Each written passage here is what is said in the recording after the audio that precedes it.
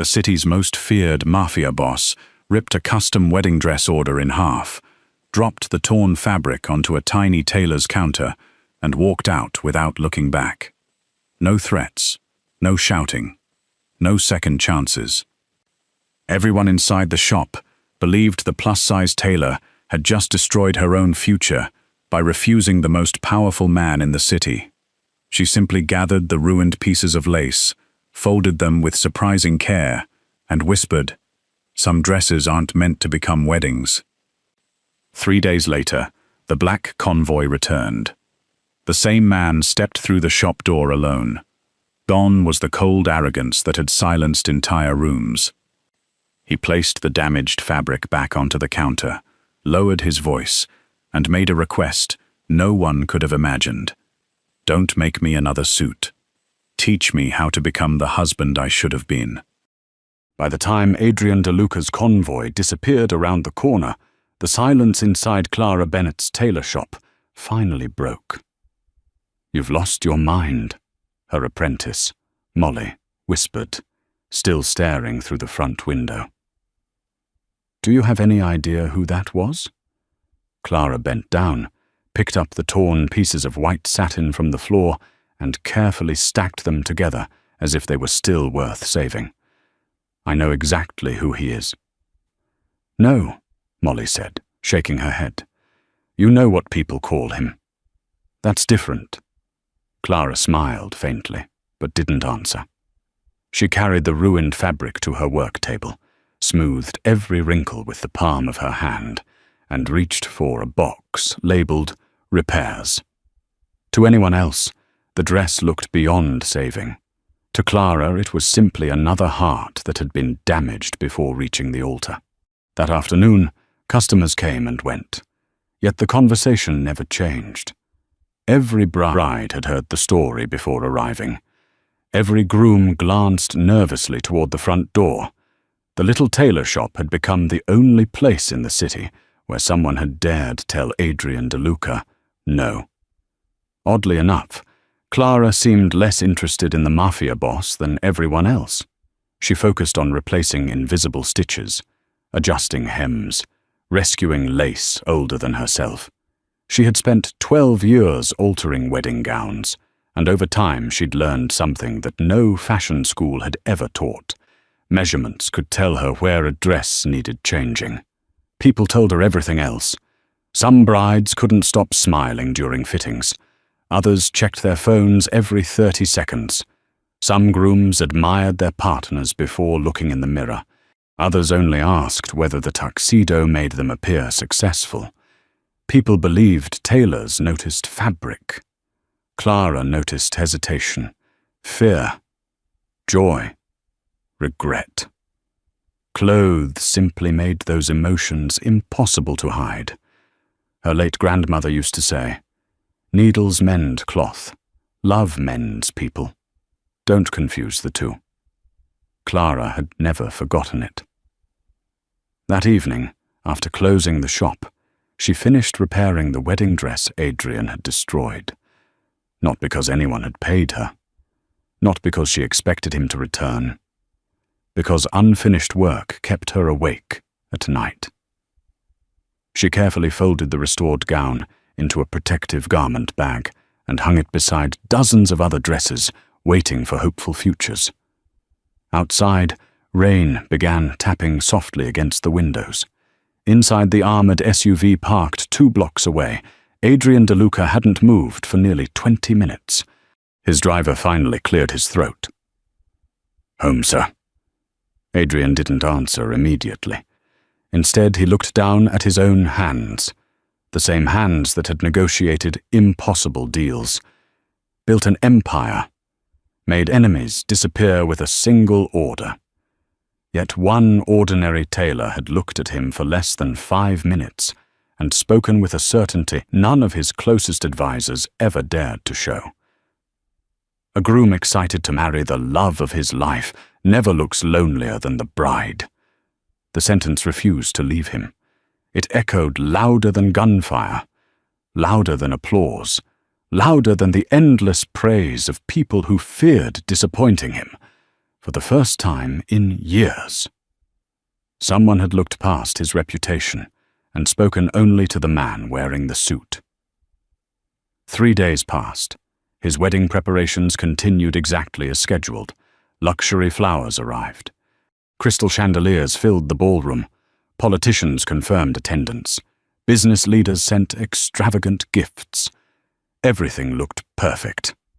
Everything except Adrian.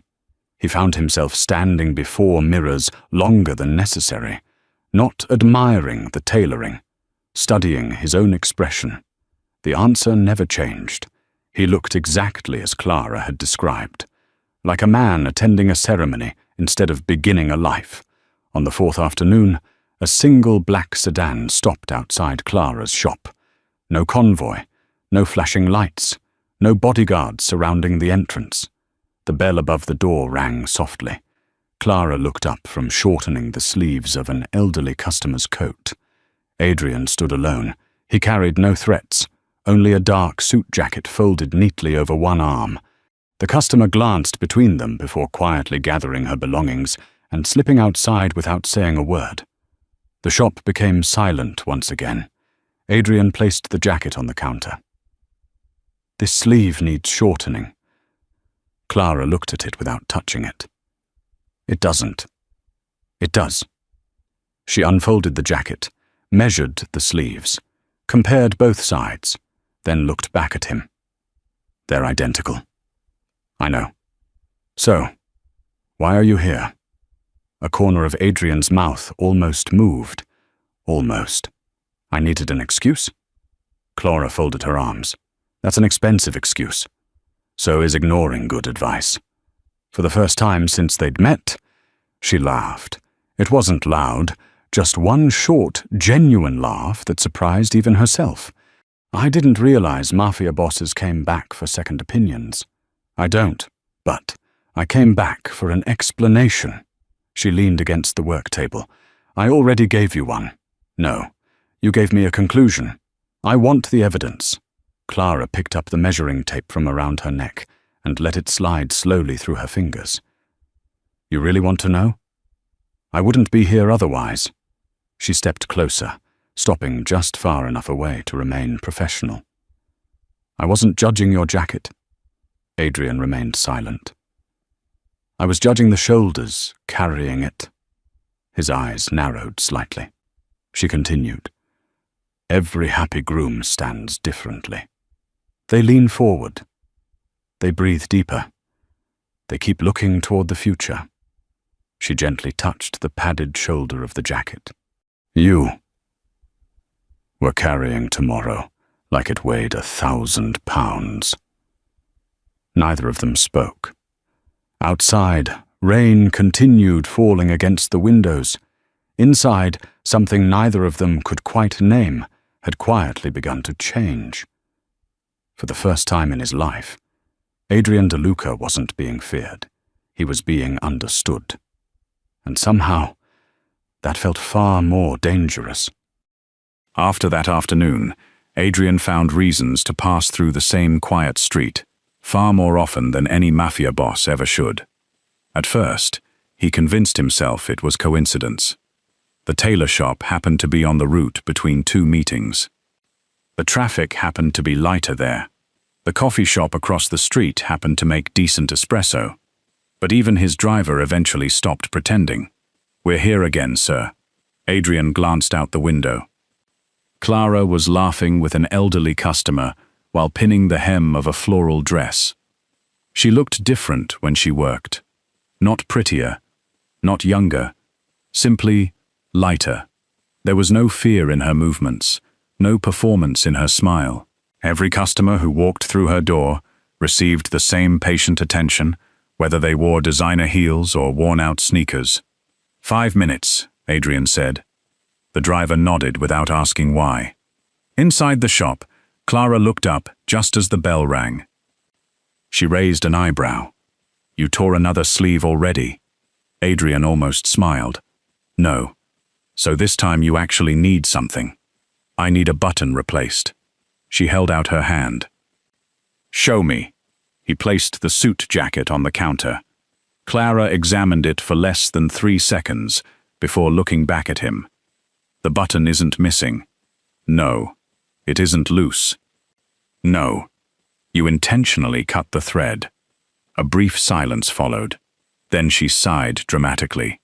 You know, normal people buy coffee when they want to talk. I don't drink much coffee. I wasn't offering you one. Despite himself, Adrian let out the faintest chuckle.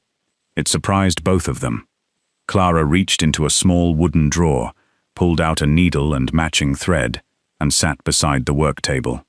You can sit. He hesitated. No one invited Adrian DeLuca to sit. People stood when he entered rooms. People offered him their chairs. Yet here he was, quietly taking a wooden stool while a tailor repaired a perfectly good button. She worked in silence for a moment. Then she asked, "Have you ever sewn anything?" "No. You should. I run an organization." "So? I don't have time." Clara snipped the thread. "That's exactly why." He frowned. "Sewing teaches patience. I already have patience." "No." She looked up. "You have control." They're different. Adrian found himself thinking about that sentence long after he left. Meanwhile, wedding preparations continued at the DeLuca estate. Every decision had already been made. The guest list, the flowers, the orchestra, the security. His fiancée, Vanessa Hawthorne, moved effortlessly through every meeting, charming event planners and photographers with flawless elegance. She never argued, never complained. Everything appeared perfect, almost too perfect. One evening, Adrian arrived home earlier than expected. As he crossed the upstairs hallway, voices drifted from the library. Vanessa was inside. She hadn't heard him return. "Of course I don't love him." The words stopped him where he stood. Another woman laughed softly. "Then why marry him?" Vanessa answered without hesitation. "Because men like Adrian don't come with hearts. They come with keys." "Keys? To banks, to politicians, to private islands." She laughed again. "And most importantly, to a last name that opens every door in the world." The room fell quiet for a second. Then Vanessa added almost casually, "If he were a school teacher, I wouldn't remember his birthday." Adrian didn't move. He didn't interrupt. He simply stood in the hallway, listening, as every sentence Clara had spoken began fitting together like pieces of fabric, finally stitched into place.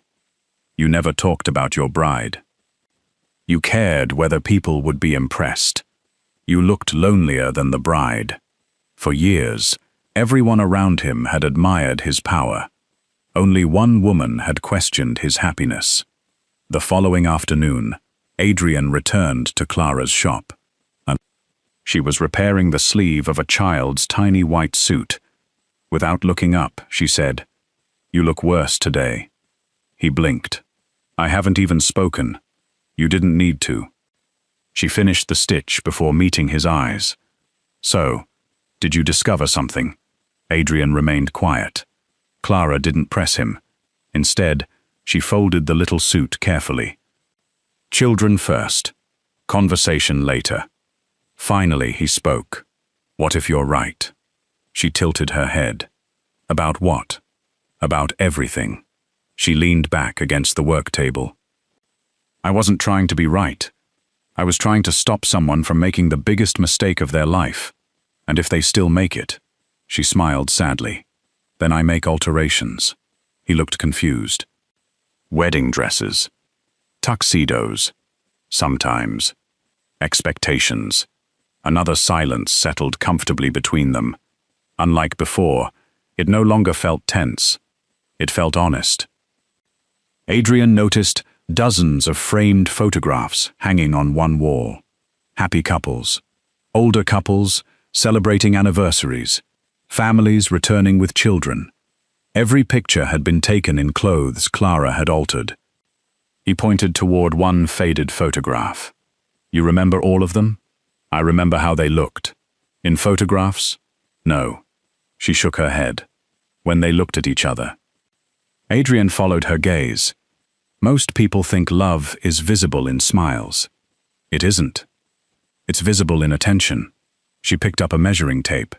The happiest husbands never ask, "How do I look?" They ask, "Is she comfortable?" The words struck him harder than he expected, because he suddenly realized he couldn't remember asking Vanessa that question. Not once. Not during the engagement. Not during the fittings. Not during months of planning. Everything had been about appearances. Nothing had been about comfort. Nothing had been about love. As Adrian quietly stood there, Clara finished repairing the child's sleeve. She handed it to the grateful mother waiting nearby. The little boy beamed at himself in the mirror. His mother kissed his forehead. Without thinking, Adrian smiled at the scene. Clara noticed. "So," she said softly, "there's the face I couldn't find in your tuxedo fitting." He looked at her. What face? The one belonging to someone who still knows how to feel. For the first time in years, Adrian DeLuca walked out of the tailor shop, carrying nothing that needed repairing, except his own life. The wedding day arrived beneath a cloudless sky. From sunrise, the city seemed determined to celebrate. Luxury cars lined the entrance of St. Augustine Cathedral. Television crews gathered behind security barriers, hoping to catch a glimpse of politicians, celebrities, and business tycoons arriving one after another.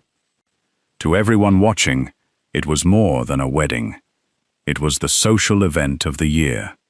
Inside the cathedral, white orchids stretched down every aisle. Crystal chandeliers reflected across polished marble floors. A string quartet rehearsed softly near the altar, while photographers adjusted their cameras. Everything had been planned with impossible precision. Everything, except the groom. Adrian stood alone in a private dressing room. His best man straightened the cuffs of his tuxedo before stepping back with admiration. "You look exactly like the most powerful man in this city should." Adrian looked into the mirror. The reflection staring back wore an immaculate black tuxedo. The shoulders fit perfectly. The sleeves ended at precisely the right length. Every stitch was flawless. Yet all he could hear was Clara's quiet voice. The happiest husbands don't ask how they look. They ask if she's comfortable. He closed his eyes. For the first time, he realized he didn't know whether Vanessa had slept well the night before. He didn't know her favorite flower. He didn't know what frightened her. He knew the names of senators, bank presidents, crime families. He could remember license plate numbers from 10 years earlier, but he couldn't remember the last meaningful conversation he'd had with the woman waiting at the altar. A knock interrupted his thoughts. 5 minutes, sir." Adrian nodded. When the door closed again, he reached inside the garment bag hanging nearby. It wasn't the tuxedo designed by a famous fashion house. That one remained untouched. Instead, he carefully removed another suit. Simpler, classic, hand-finished. The same suit Clara had quietly completed after refusing his order, without ever expecting him to wear it. He ran his fingers across the lapel. Hidden inside the collar, almost invisible, was a tiny embroidered label. Made to fit the man, not the title. Adrian stared at those words for a long moment. Then he smiled. A real smile. Perhaps the first one he'd worn in years. Music filled the cathedral. The guests rose to their feet. Whispers spread from one pew to another. "That's not the designer tuxedo. Who made that suit? It looks different." No one realized why. The suit wasn't louder. It wasn't more expensive. It simply looked like it belonged to the man wearing it. Vanessa appeared at the end of the aisle, in a breathtaking white gown. The audience admired her elegance. Photographers rushed to capture every step. She reached the altar. The officiant welcomed everyone before opening the ceremony. "We are gathered here today." Wait. The single word echoed through the cathedral. Every head turned. Vanessa frowned. Adrian. He looked at her quietly. For the first time during their engagement. He wasn't looking at the dress. He wasn't thinking about appearances. He was searching for something else. Something he now understood had never been there. The officiant cleared his throat. Is something wrong? Adrian slowly removed the wedding ring from his pocket. He looked at it, then closed his hand. I can't do this. A gasp swept across the room. Vanessa's smile disappeared. What are you talking about? He spoke calmly, without anger, without accusation. I spent months preparing for a perfect wedding, but I never prepared for a marriage. Silence. I thought love could be scheduled. I thought commitment could be negotiated. I was wrong. Vanessa forced a nervous laugh. Adrian, this isn't funny. No, it isn't. She lowered her voice. Think about your reputation. He nodded. I finally am. Another long silence settled across the cathedral. Then Adrian looked directly into her eyes. I asked the wrong woman to wear white. The words landed like thunder. Guests exchanged stunned glances. Camera shutters stopped clicking. Even the musicians lowered their instruments. Vanessa's face hardened. So you're humiliating me. I'm refusing to lie to both of us. She stepped closer. Do you have any idea what people will say? For the first time, Adrian answered without caring. They'll tell the truth. He placed the ring gently onto the altar, then turned and walked down the aisle. No bodyguards followed. No assistants rushed after him. No one dared stop him. The massive cathedral doors closed behind him with a deep wooden thud. Outside, reporters shouted questions. Flashes exploded from every direction. Adrian ignored every microphone, every camera, every headline waiting to be written. He entered his car. Glenn. His driver looked into the rearview mirror. Yes, sir. Take me somewhere. Where? Adrian didn't hesitate. To the only person who ever measured me honestly. Rain had started again by the time he reached Clara's shop. The lights inside were still on. The sign in the window read, "Closed." He hesitated before opening the door. The familiar bell rang softly. Clara didn't look up immediately. She was sitting beneath a warm yellow lamp, repairing the delicate lace of an antique wedding dress that had clearly seen another generation. Without lifting her eyes from her work, she smiled faintly. I thought you'd be busy getting married today. Adrian stood silently. Finally, she sensed something different. She raised her head. The suit, his expression, the absence of security. The silence. Her smile slowly faded. You didn't. He shook his head. No. She carefully laid the dress aside. For several seconds, neither of them spoke. Then Clara asked gently, What happened? Adrian walked to the work table. Instead of answering, he placed a bouquet of white peonies beside her measuring tape. Not expensive exotic flowers. Just the ones she had once mentioned were her grandmother's favorite. Clara looked surprised. You remembered? I remembered the first conversation that actually mattered. She looked at the bouquet for another moment before speaking. So, what brings you here? Adrian took a slow breath. I need one more wedding outfit. She blinked. For whom? He smiled. Not like a mafia boss. Not like a man who owned half the city. Simply like someone finally telling the truth. For the man who's finally ready to deserve one. Clara searched his face. This time, she didn't see loneliness. She didn't see obligation. For the first time, she saw hope. And somehow, that frightened her far more than the man who had once walked into her shop, surrounded by armed guards. By sunrise the next morning, every newspaper in the city carried the same headline. Mafia Boss walks away from his own wedding. Television hosts called it the scandal of the decade.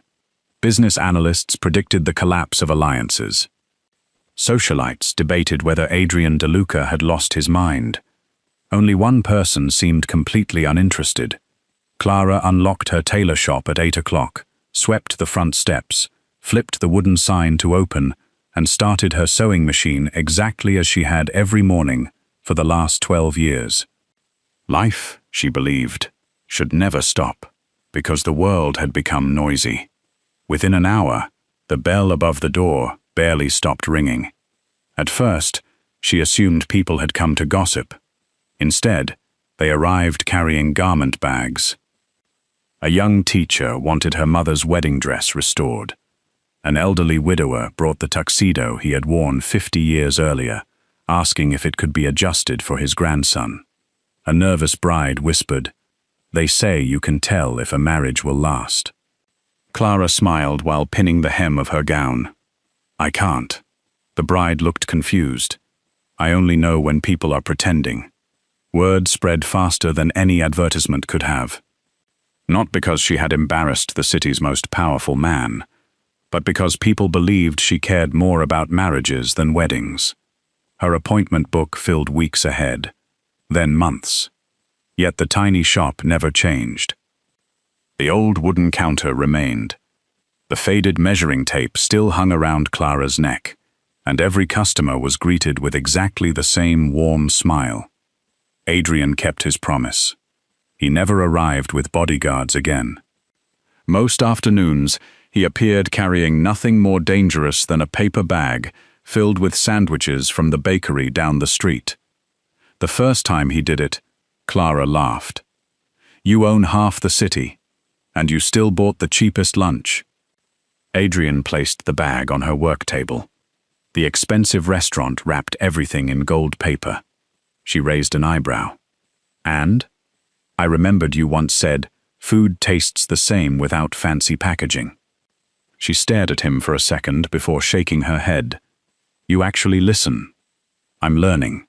He wasn't learning how to command. He already knew that.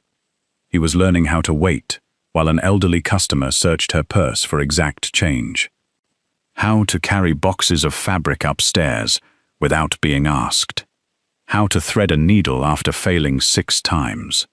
How to accept laughter when he accidentally sewed 2 pieces of cloth together instead of attaching a button. One afternoon, Clara watched him untangle a hopeless knot of thread with complete concentration.